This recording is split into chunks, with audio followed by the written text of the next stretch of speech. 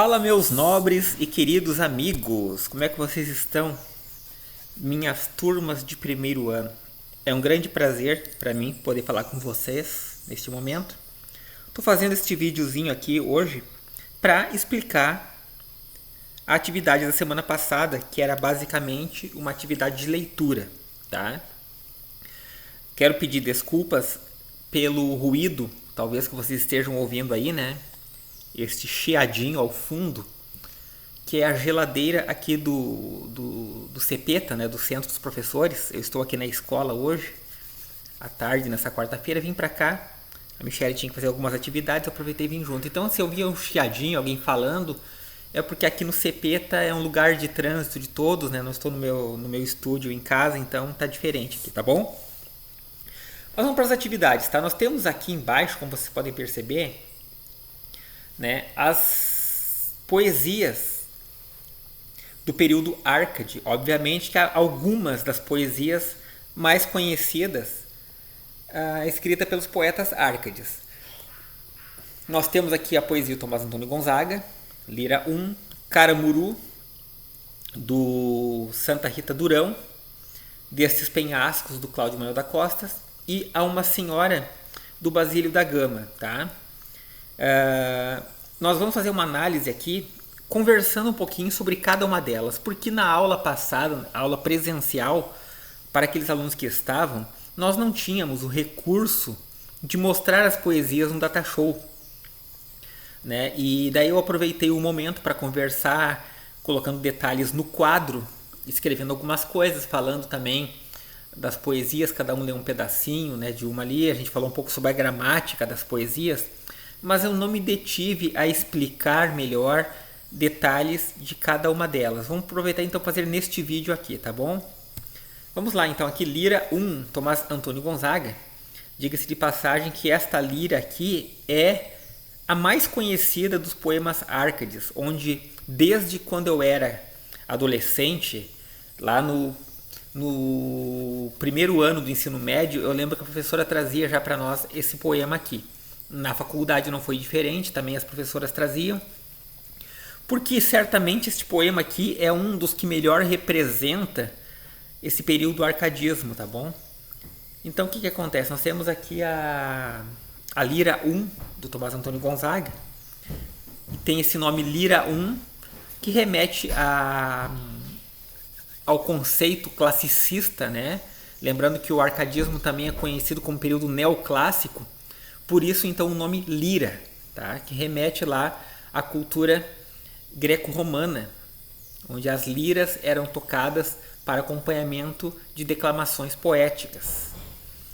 Não necessariamente lira se refere ao instrumento musical lira, né, que é um derivado da harpa, mas a lira também pode representar um estilo poético, tá? Um estilo de poesia. Assim como existe também a forma soneto, nós temos as liras. A lira ela é organizada em glosas, que são estrofes de 9 ou mais sílabas, 9 ou mais versos, perdão. Esse aqui no caso tem 12, né? Nós temos aqui 12 versos, não, 11, temos 11 versos aqui, mas poderia ter mais, tá? Esse aqui é a lira, então a forma lira. Eu, Marília, não sou algum vaqueiro que viva de guardar alheio gado, de tosco trato, de expressões grosseiro, dos frios gelos e dos sóis queimado. Tenho o próprio casal e nele assisto. Dá-me fruta, legume, vinho, azeite, das brancas ovelhinhas tiro o leite. E mais a fina lã de que me visto, graças Marília bela, graças a minha estrela. Eu vi o meu semblante numa fonte, dos anos ainda não está cortado. Os pastores que habitam este monte respeitam o poder do meu cajado. Com tal destreza toco a sanfoninha. Que inveja até me tenho o próprio Alceste? Ao som dela concerto a voz celeste. Nem canto letra que não seja minha. Graças minha bela, graças a minha estrela. Mas tenho tantos dotes de ventura, só a preço lhes dou, gentil pastora, depois que o teu afeto me assegura, que queres do que tenho ser senhora? É bom, minha Marília, é bom ser dono de um rebanho que cubra monte e prado. Porém, gentil pastora, o teu agrado vale mais que um rebanho e mais que um trono. Graças, Marília Bela, graças à minha estrela. Então vocês podem perceber que um dos principais temas aqui é a ostentação. Nós vemos que hoje se fala muito em funk, ostentação. Se nós fôssemos nos remeter a este período aqui, 1776, 1780, nós teríamos aqui uma poesia ostentação, se é que nós podemos chamar assim. Por que ostentação? Porque ele está legitimamente ostentando todas as suas posses, ostentando também a sua destreza em tocar gaita, né, a sanfoninha. Não sei se é esse mesmo instrumento que nós temos hoje, mas alguma coisa do tipo. Também nós temos aqui ele dedicando todas as suas posses, como herança ou como também senhora Marília, dizendo que tudo que é dele é também da Marília, ou ela é senhora das coisas que ele possui. É uma coisa interessante, remetendo segurança à mulher. Note que a mulher ela deseja se sentir segura.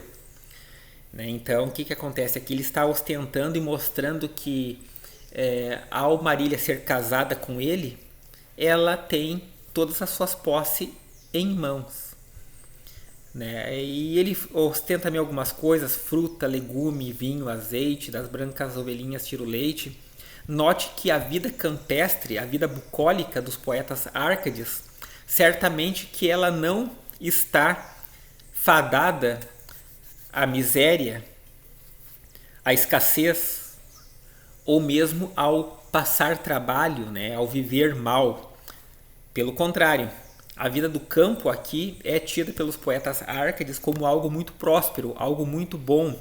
Além de ser uma vida calma, tranquila em meio à natureza, ele ainda compartilha com sua esposa de todas as suas posses, de todos os seus bens, de todas as suas riquezas.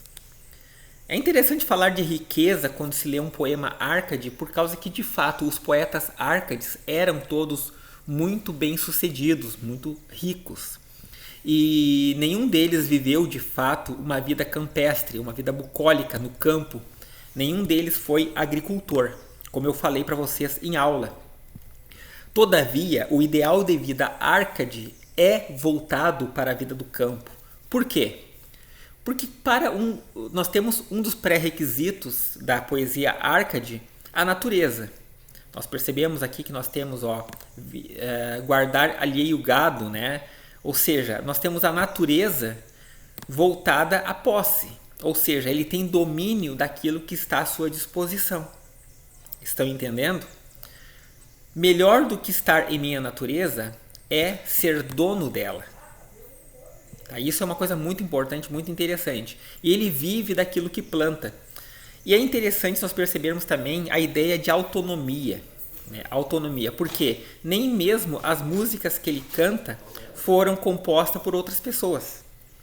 Nós temos aqui então, por exemplo, ele dizendo que não canta música que seja feita por outra pessoa, que não seja de sua própria autoria. Aqui nessa parte, não ali embaixo, mas aqui.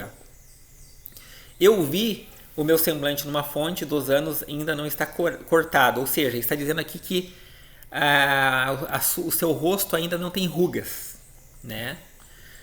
Os pastores que habitam este monte respeitam o poder do meu cajado, ou seja, é respeitado.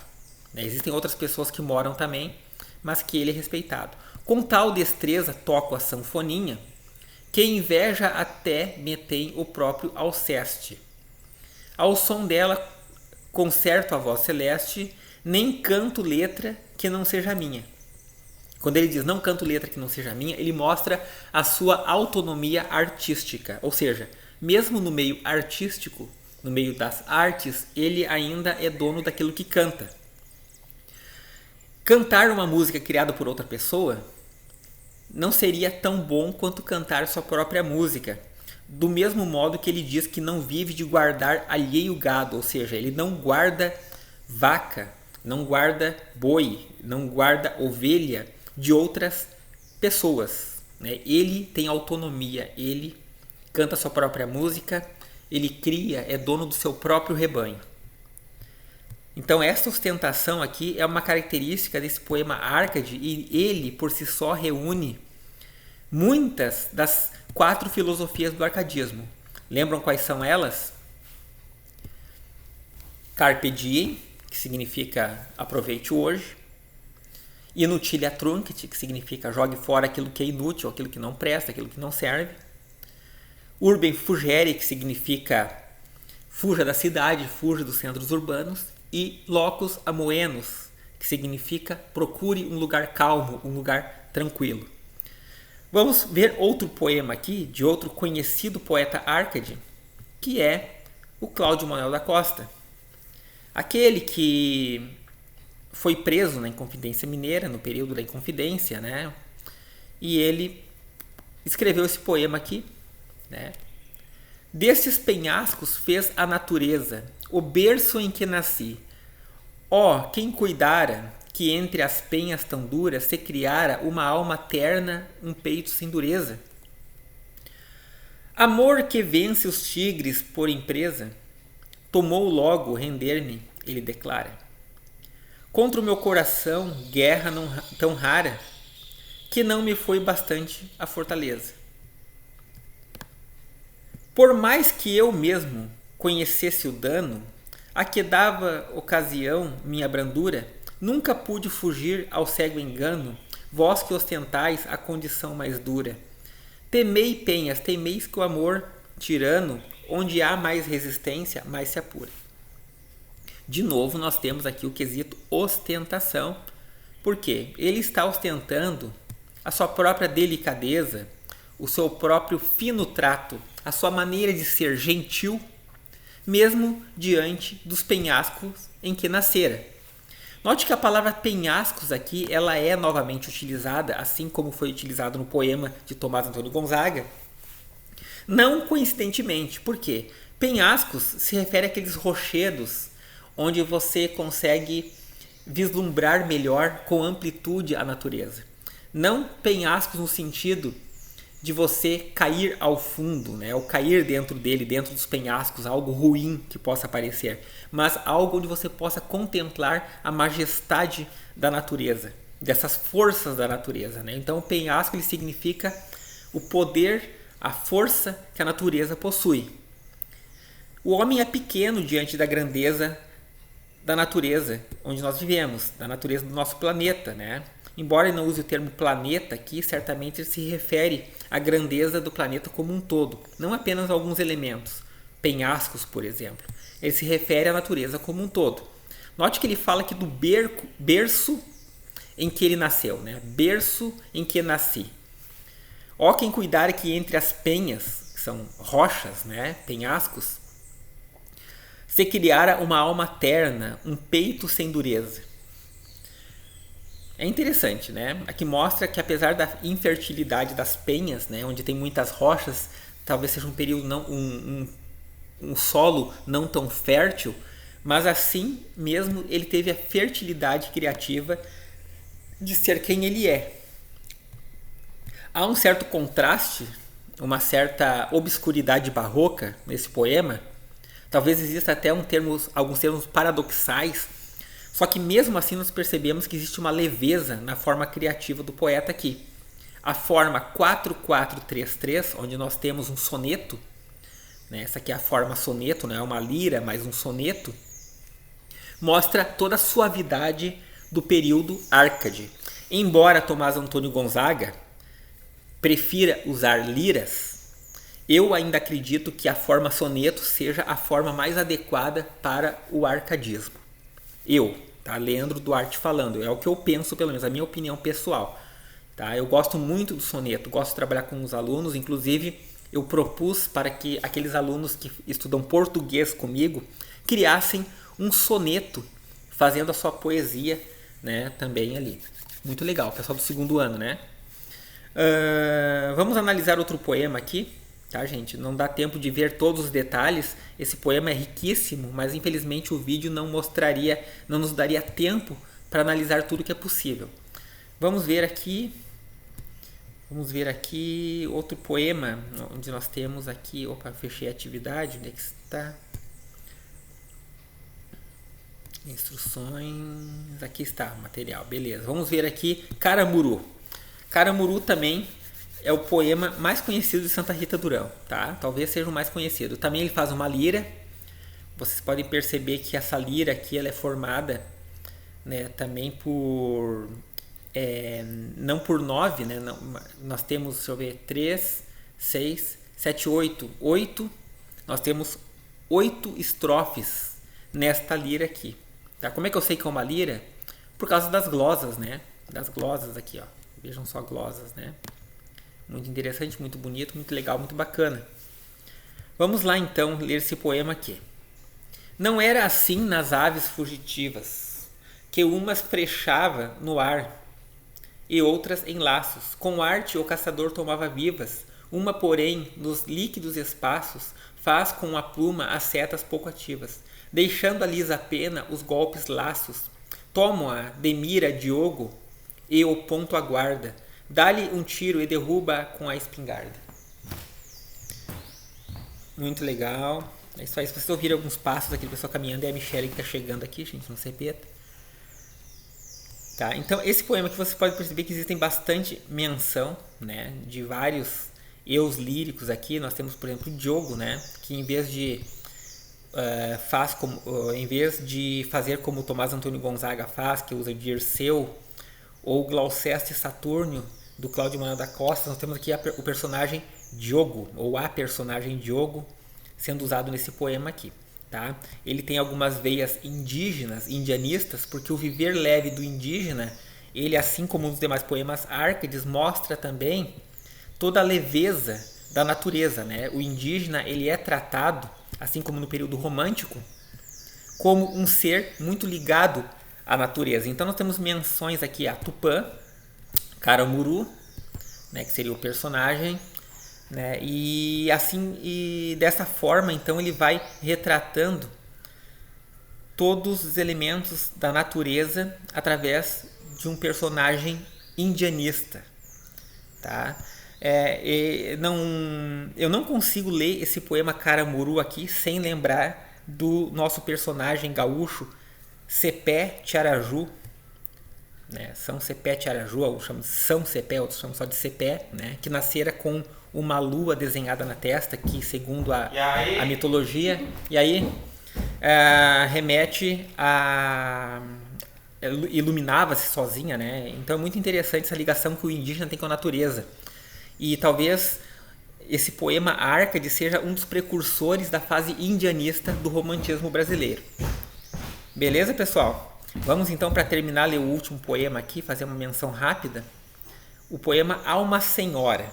Tá? Nós temos aqui de novo um soneto, né? Não mais uma lira. É interessante que foi sem querer que eu fiz isso, tá? Mas nós temos Tomás Antônio Gonzaga e Santa Rita Durão com as liras, e nós temos Cláudio Manuel da Costa e Basílio da Gama com a forma soneto no poema.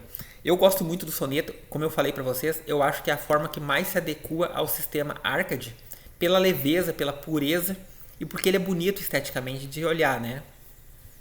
Vamos fazer leitura então? Na idade em que eu, brincando entre os pastores, andava pela mão e mal andava, uma ninfa comigo não brincava, da mesma idade e bela como as flores. Eu, com vê-la, sentia mil ardores. Ela punha-se a olhar e não falava. Qualquer de nós podia ver que a amava, mas quem sabia então que eram amores? Mudar de sítio a ninfa já convinha. Foi-se a outra ribeira e eu naquela. Fiquei sentindo a dor que na alma tinha. Eu cada vez mais firme, ela mais bela. Não se lembra ela já de que foi minha. Eu ainda me lembro que sou dela. Sinceramente, embora Basílio da Gama não seja tão conhecido e tão estudado quanto Cláudio Manuel da Costa, acredito que nenhum outro poema Árcade supera em sentimentalismo esse poema aqui. Ele tem sim uma veia romântica, até porque ele já fora escrito no finalzinho do período Árcade, já quase no período romântico. Então ele tem essa veia de abandono. Vocês podem perceber que tem um sentimentalismo aqui, no qual o poeta não remete tanto à natureza, embora ele use aqui o termo belas flores, andava livre pelo campo e tal. Usa o termo ninfa também, que se refere à mitologia grega, a mitologia greco-romana, né? As ninfas, as filhas dos deuses, seria assim. Mas ele diz que se criara com alguém e esse alguém o abandonara. Né? Então, é muito interessante de vocês olharem essa questão aqui, tá, pessoal? Note que depois ele fala que está triste porque ela o abandonara, né? Não poderia ser assim na poesia Árcade, mas como falei para vocês, como já está quase no período romântico, então isso é bem natural, bem normal para a época e para o período, tá? Talvez vocês tenham ouvido alguns passinhos aqui, mas foi a nossa supervisora, a Cláudia, que entrou aqui e está nos acompanhando nessa aula virtual, tá, pessoal? Dá um tchauzinho para eles aí, Cláudia. Oi, pessoal, tudo bom?